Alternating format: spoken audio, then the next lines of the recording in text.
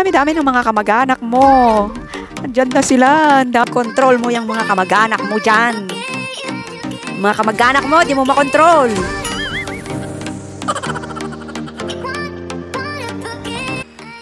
Good day, trippers! Andito kami ngayon sa may Santa Catalina Monkey Sanctuary, Negros Oriental. Just wanna share with you our Monkey Sanctuary experience. This is our second time na pumunta dito. Kasi noong una, wala kaming nakitang mga unggoy. Wala kasi kaming dalang saging. So hopefully, lalapitan nila kami ngayon. Parang sa bahay lang din, di ba? Pag-uwi natin, walang dala, walang pakialam yung mga kasambahay mo kung umuwi ka na ba. Parang ganun din yung mga unggoy. Wala kaming dala noong una naming punta dito, kaya wala silang pakialam, walang lumapit sa amin. So ngayon, marami kaming dalang saging, yan ang laman ng mga bag namin ngayon. Ang bigat na nung nagbubuhat. Yan, malapit na kami, ilang kembot na lang. Siya nga pala, 30 pesos lang ang entrance fee dito, murang-mura lang. So if you're feeling stressed, comes na dito. Sa bungad pa lang, yung ambience ay nakakabawas ng galit, lalo na kung may kaaway ka, kung stress ka sa buhay mo, at ng kung ano-anong pressure sa trabaho, gano'n. So, ibuhos mo na lang lahat kay nature. Yan, nandito na kami. Dami-dami ng mga kamag-anak mo. Andyan na sila. Control mo yung mga kamag-anak mo dyan. Mga kamag-anak mo, di mo makontrol. Pasalubong lang pala talaga ang magpapalabas sa kanila.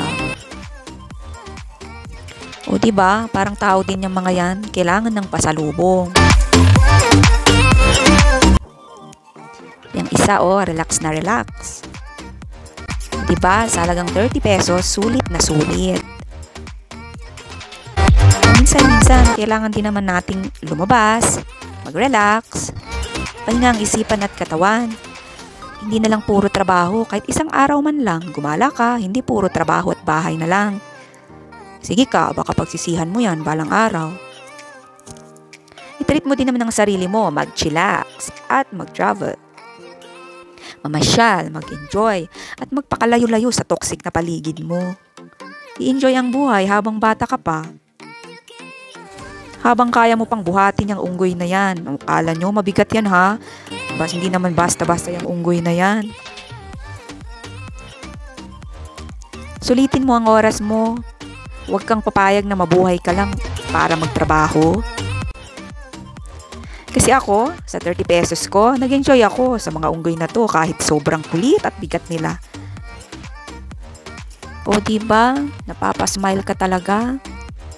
Gusto niya siya daw maghawak ng camera pinapababa na siya pero ayaw, huwag mo akong pakialaman, sabi niya.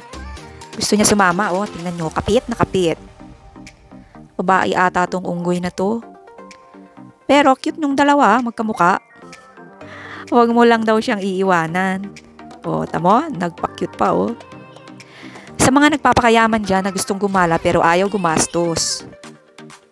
Maikli lang ang buhay, kaya dapat enjoyin mo lang yung mga bagay na nagpapasaya sa'yo.